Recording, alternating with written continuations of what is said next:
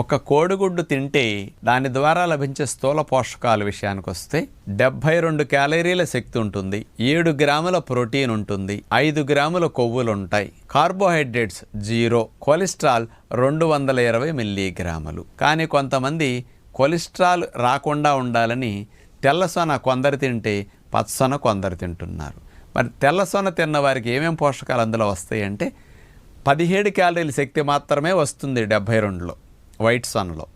అలాగే 4 గ్రాముల ప్రోటీన్ వస్తుంది, కొవ్వు రాధిక, కొలెస్ట్రాల్ రాధిక. ఇక పచ్చసొనలు అయితే మరి 55 క్యాలరీల శక్తి, 3 గ్రాముల ప్రోటీన్, 5 గ్రాముల కొవ్వు, 220 మిల్లీగ్రాముల కొలెస్ట్రాల్. ఇవి మొత్తం పచ్చసొనలోకి వస్తాయి అన్నమాట. అందుకని ఏ సొన ఎవరు తింటున్నారో వాళ్ళకి అవగాహన కొరకు క్లియర్గా సెపరేట్ చేసి అందించడం జరిగింది.